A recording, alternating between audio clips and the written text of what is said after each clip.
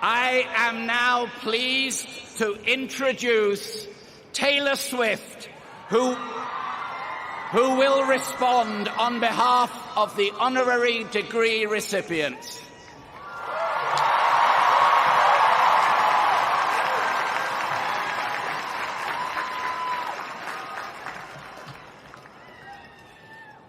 Hi, I'm Taylor.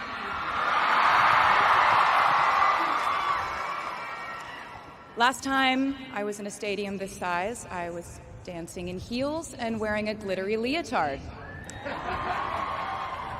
This outfit is much more comfortable. I would like to say a huge thank you to NYU's Chairman of the Board of Trustees, Bill Berkeley, and all the trustees and members of the board, NYU's President Andrew Hamilton, Provost Catherine Fleming, and the faculty and alumni here today who have made this day possible. I feel so proud to share this day with my fellow honorees, Susan Hockfield and Felix Matos Rodriguez, who humble me with the ways they improve our world with their work.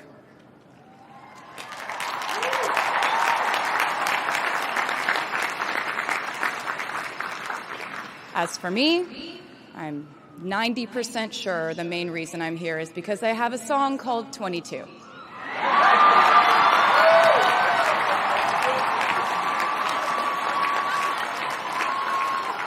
And let me just say, I am elated to be here with you today as we celebrate and graduate New York University's class of 2022.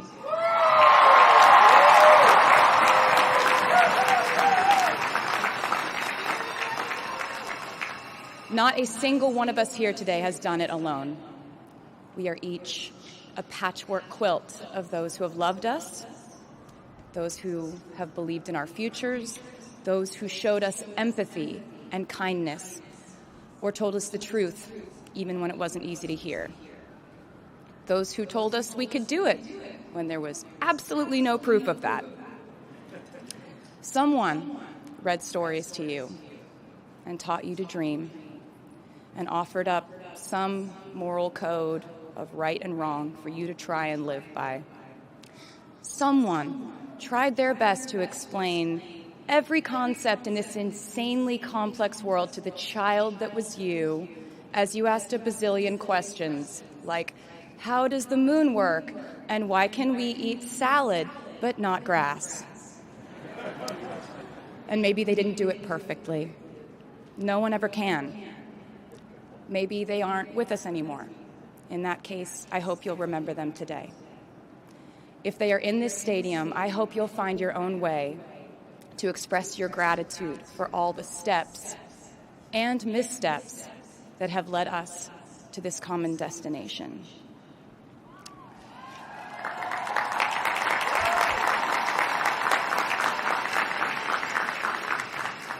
I know that words are supposed to be my thing, but I will never be able to find the words to thank my mom and dad, my brother Austin, for the sacrifices they made every day so I could go from singing in coffee houses to standing up here with you all today, because no words would ever be enough.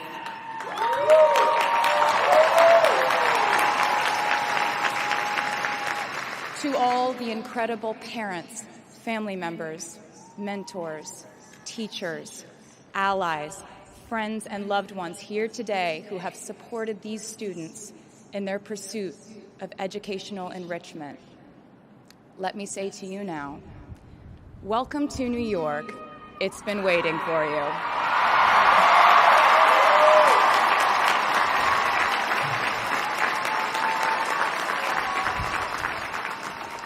I'd like to thank NYU for making me, technically, on paper at least, a doctor.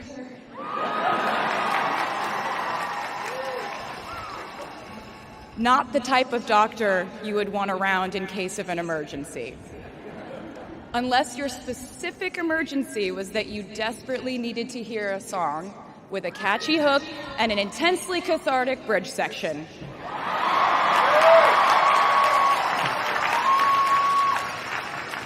Or if your emergency was that you needed a person who can name over 50 breeds of cats in 1 minute. I never got to have a normal college experience, per se. I went to public high school until 10th grade, and then finished my education doing homeschool work on the floors of airport terminals. Then I went out on the road for radio tour, which sounds incredibly glamorous, but in reality, it consisted of a rental car, motels, and my mom and I pretending to have loud mother-daughter fights with each other during boarding so no one would want the empty seat between us on Southwest. As a kid, I always thought I would go away to college, imagining the posters I would hang on the wall of my freshman dorm. I even set the ending of my music video for my song Love Story at my fantasy imaginary college, where I meet a male model reading a book on the grass, and with one single glance, we realized we had been in love in our past lives. Which is exactly what you guys all experienced at some point in the last 4 years, right?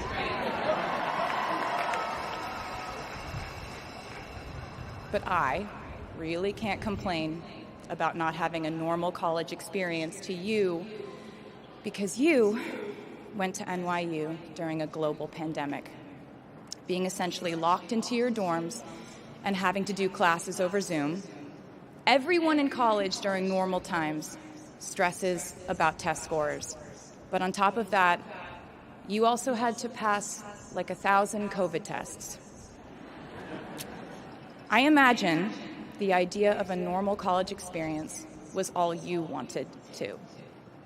But in this case, you and I both learned that you don't always get all the things in the bag that you selected from the menu in the delivery service that is life. You get what you get. And as I would like to say to you wholeheartedly, you should be very proud of what you've done with it. Today, you leave New York University and then go out into the world searching what's next. And so will I.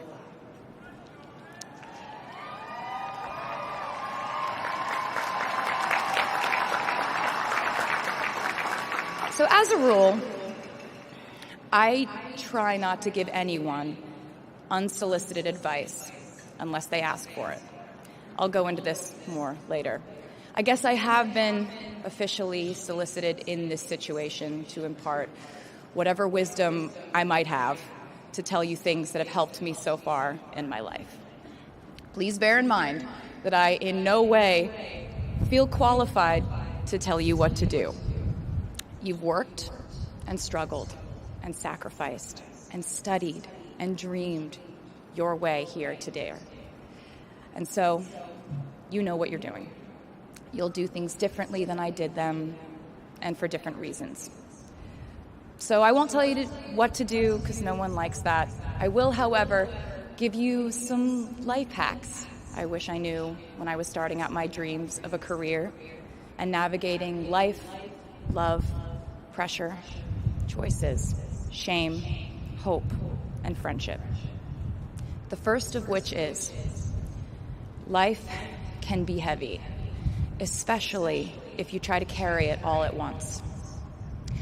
Part of growing up and moving into new chapters of your life is about catch and release. What I mean by that is knowing what things to keep and what things to release.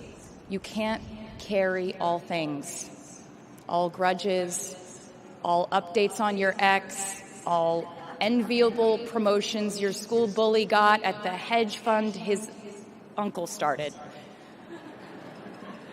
Decide what is yours to hold and let the rest go.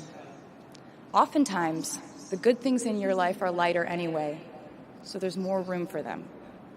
One toxic relationship can outweigh so many wonderful, simple joys. You get to pick what your life has time and room for. Be discerning. Secondly, learn to live alongside cringe. No matter how hard you try to avoid being cringe, you will look back on your life and cringe retrospectively.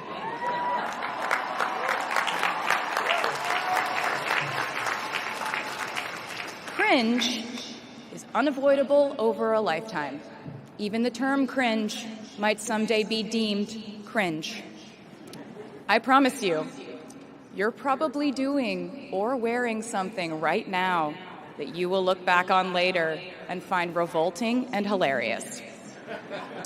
You can't avoid it, so don't try to. For example, I had a phase where, for the entirety of 2012, I dressed like a 1950s housewife. But you know what? I was having fun. Trends and phases are fun. Looking back and laughing is fun. And while we're talking about things that make us squirm but really shouldn't, I'd like to say I'm a big advocate for not hiding your enthusiasm for things.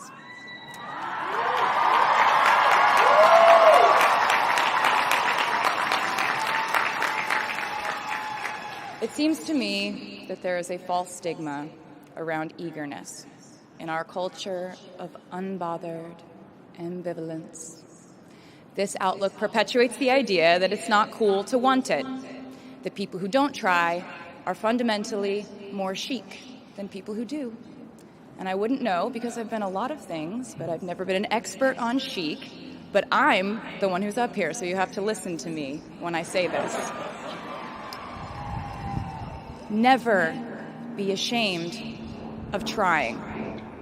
Effortlessness is a myth. The people who wanted it the least were the ones I wanted to date and be friends with in high school. The people who want it the most are the people I now hire to work for my company.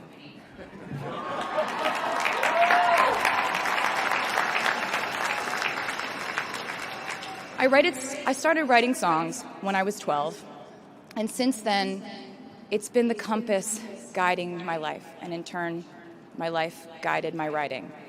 Everything I do is just an extension of my writing, whether it's directing videos or a short film, creating the visuals for a tour, or standing on a stage performing. Everything is connected by my love of the craft, the thrill of working through ideas and narrowing them down and polishing it all up in the end, editing, waking up in the middle of the night, throwing out the old idea because you just thought of a newer, better one, or a plot device that ties the whole thing together. There's a reason they call it a hook.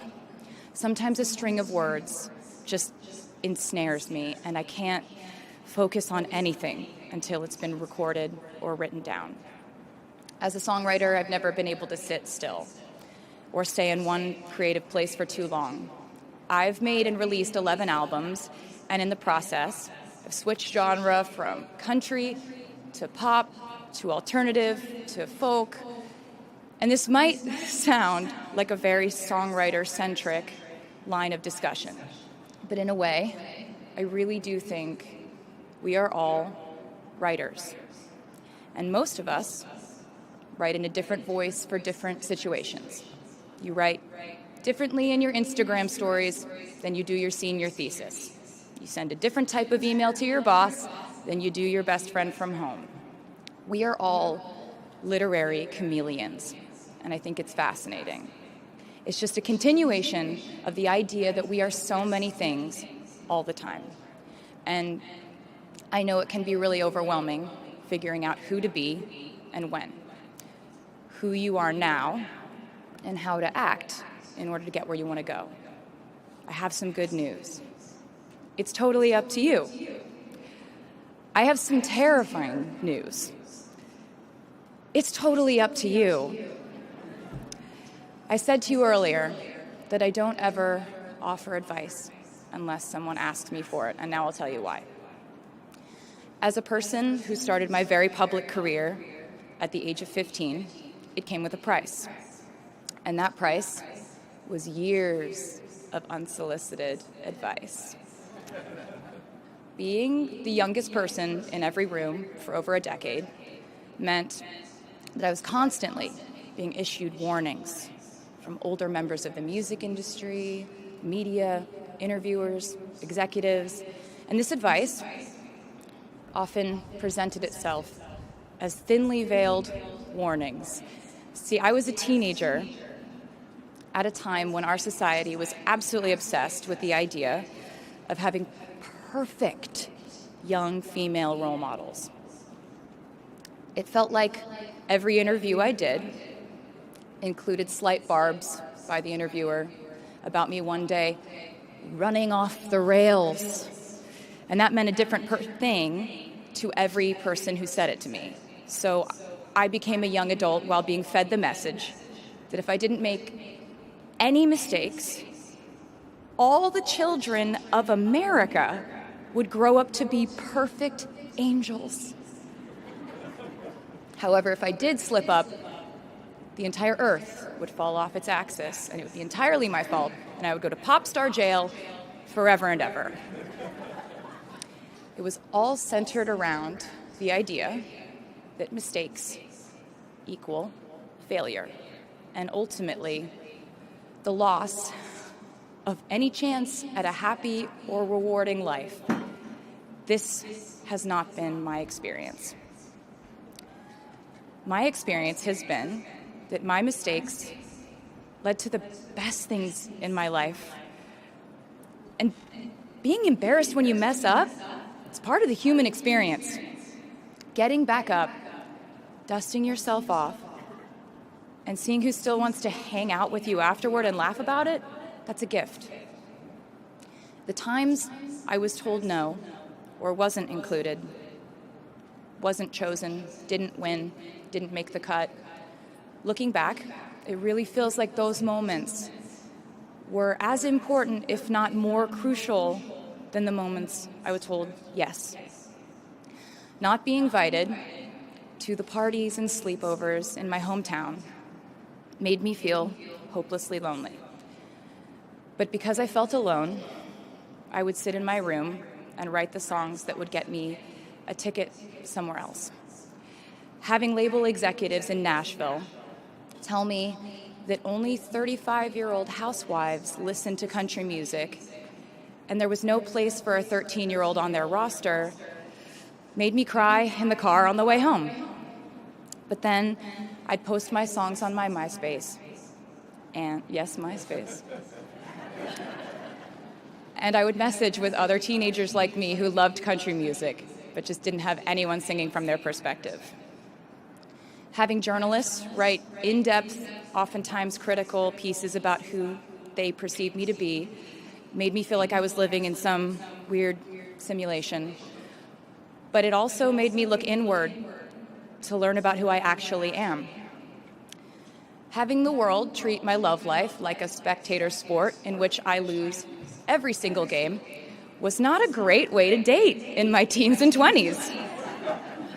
But it taught me to protect my private life fiercely.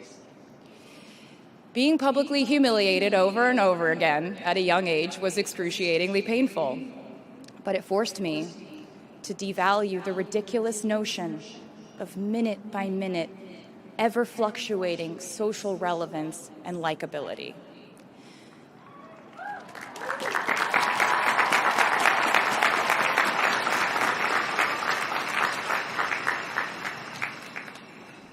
Getting canceled on the internet and nearly losing my career gave me an excellent knowledge of all the types of wine.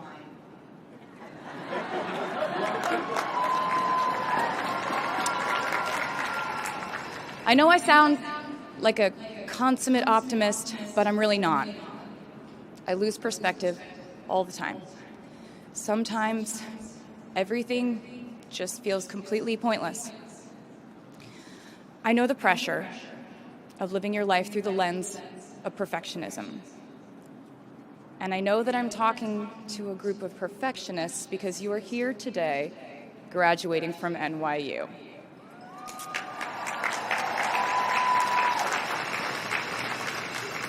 So this might be hard for you to hear. In your life, you will inevitably misspeak, trust the wrong person, underreact, overreact, hurt the people who didn't deserve it, overthink, not think at all, self-sabotage, create a reality where only your experience exists, ruin perfectly good moments for yourself and others, deny any wrongdoing, not take the steps to make it right, feel very guilty, let the guilt eat at you, hit rock bottom, finally address the pain you caused, try to do better next time, rinse, repeat.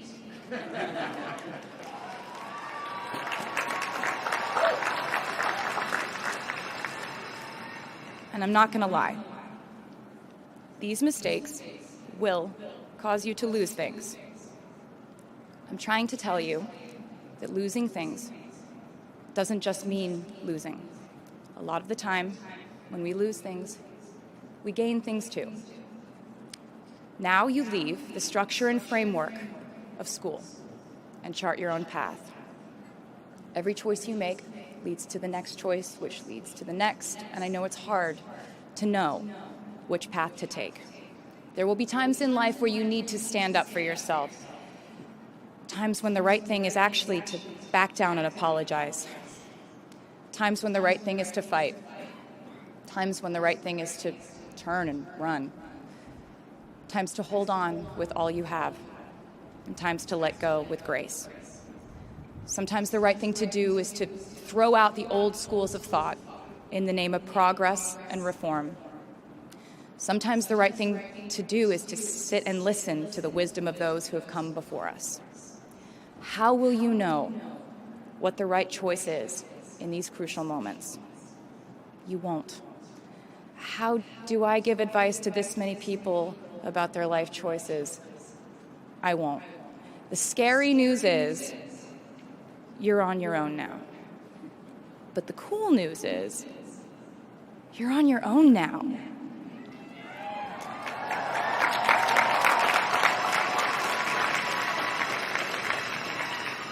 I leave you with this.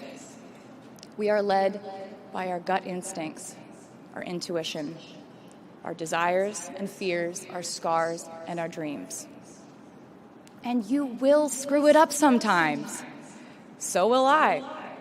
And when I do, you will most likely read about it on the internet. Anyway, hard things will happen to us. We will recover. We will learn from it. We will grow more resilient because of it. And as long as we are fortunate enough to be breathing, we will breathe in, breathe through, breathe deep, and breathe out. And I am a doctor now, so I know how breathing works. I hope you know how proud I am to share this day with you. We're doing this together, so let's just keep dancing like we're the class of 22.